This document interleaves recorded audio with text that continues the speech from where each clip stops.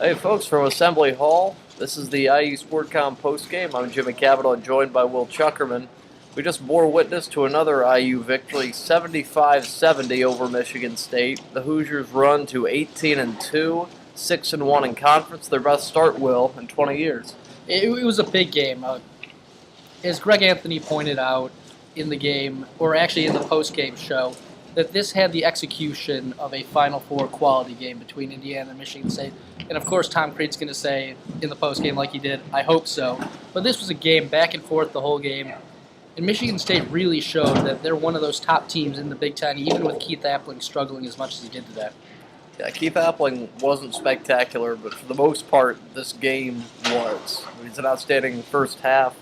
Not much fallout in the second half either. Just really well played throughout. Victor Oladipo was at the head of that charge. He was spectacular all game long. Tom Crean said he did something that he had never seen before. 15 deflections in the first half of play. Victor Oladipo, an outstanding performance there. But the defense was where it got going for him. The defense was where it got going really for this whole game. It started off with the Victor Oladipo steal on Brandon Dawson. And Victor Oladipo was a nightmare for Michigan State this whole game. 6 steals, a career high. You mentioned the 15 deflections in the first half, 22 in the game. Is there any better way for Indiana to start off a game than a Victor Oladipo steal and dunk on the other end? No. I really don't think you could ask for anything else if you're Tom Crean. Not really. And Oladipo wasn't alone either. Christian Watford was doing a lot of positive stuff. As the game went along, even Yogi Ferrell, who hadn't been a huge offensive contributor, began to put more and more in. He actually closed the first half with a really solid shot, a nice three-pointer, and he's starting to show more of an offensive repertoire. Just as a whole, this IU team appears to be clicking, and Michigan State, despite a strong defensive effort, still allowed 75 points. Yeah, it was a great performance on Indiana, and this is why so many people talk about how many options they have on the floor. Just because somebody might not be executing as well as you think they should be, Yogi Ferrell then starts to add things in the offensive end. Victor Oladipo was playing great the whole night. Christian Watford had a great second half, still getting to the bucket, getting to the getting his shots, and that's huge for Indiana. That when some guys struggle, other guys are there to pick them up. Now let's go over to the other side for Michigan State. They did have a good deal of success beyond the three-point line. Gary Harris at 5 of 10 threes. A really effective day for the freshman. He had a chance to hit a big three to cut the gap to 1 point late in the game. If he had made it, that would have made it a completely different contest. He let it fall to the side. IU managed to keep the game under control. But Michigan State got plenty of good looks from three. What did you see from IU's defense that allowed them to see that many chances? We saw the zone continue, and as much as people are going to knock on that zone defense, Tom Crean brought up a great point in the post-game press conference, and Michigan State didn't get to the free throw line in the second half, and that zone's really going to limit Michigan State getting to the free throw line. But you talk about execution on the zone, you got to be able to rotate better than Indiana did tonight. And as well as Gary Harris shot, he was wide open on a lot of those opportunities. Yeah, I'm glad you brought up the point about the zone limiting teams' chances to get to the foul line. You could argue that that's something that's a positive for IU because Michigan State, you were talking about in the second half, they did hit 6 threes, but IU keeping out of foul trouble, limiting chances to go to the foul line. You wonder how much it evens out, and you wonder how much of a benefit it plays to IU. It's something that is more speculative than anything, but it's hard to know. It's risk-reward when you really come down to it. If Michigan State doesn't hit those three-pointers, you're saying, okay, the zone worked pretty well, but they hit him tonight. And Gary Harris, to come in here and to get the chance that he got from the student section, to come in here and drain 5 of 10 three-pointers, it speaks to the volume of how well he's been brought up by, now I guess, Coach Izzo. It was incredible to see the shooting display as much as he was being catcalled, I guess, by the crowd. Yeah, his dad, Gary Sr., actually actively took off his belt and started brandishing it at the IU students, which is a really great story. I wish I could have seen it for myself.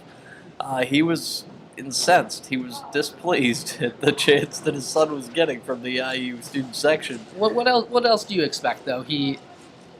College kids, they see Gary Harris, one of his last schools is Indiana. He picks Michigan State.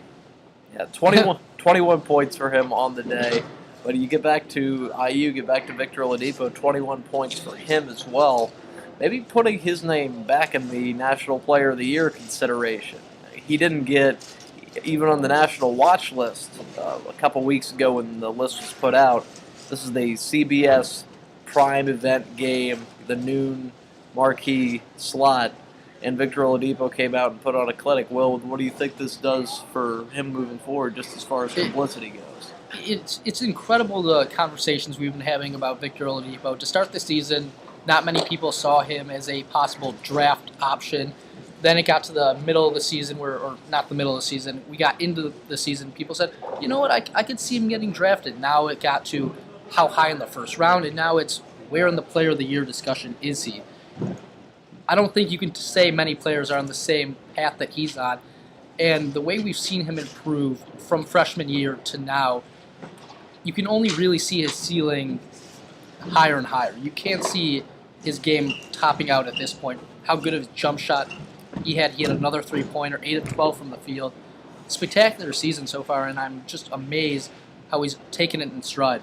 Yeah, and while you talk about Victor Oladipo in the National Player of the Year discussion, we haven't talked about Cody Zeller in it as much. He was consensus National Player of the Year at the outset of the season. We have not heard about Cody as much, but he's still made the plays at the end of the game to get this win for IU. And those are the things you can't coach, and that Tom Crean talked about it in the post-game press conference. He was brought up fantastic. As much as you're struggling during the game, you're going to get big plays from big players. And Cody Zeller with a big bucket going left-handed layup with about a minute and a half left in the game, and then drawing a big-time charge on the other end. You tend to forget what he did during the course of the game because you focus on those big plays he made at the game. He did struggle a little bit tonight, but you really like to see your star player, his head in the game, making huge plays when it counts. Now, as we look forward, you and I talked about it before, Will. This is IU's biggest 7-day stretch of the season, starting here, going to Purdue on Wednesday, and then facing Michigan again at Assembly Hall on Saturday, college game day in tow. What do you expect to see over these next couple games? Is there a way that IU gets out of this 3-0? There's definitely a way they get out of this 3-0. Just see how the Big Ten season's going. You really can't predict game to game. And we talked about this. I may be crazy, but I think Purdue on Wednesday is a huge trap game for this Indiana team. And I would really like to see them get out to a very fast start, take the crowd out of the game as fast as possible.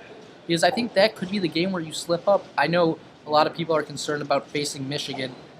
It's at home, that really helps. That's going to be a tough game. But I really think this Purdue game could give Indiana a lot of trouble just with the emotional high from today's game and then thinking about Saturday's game.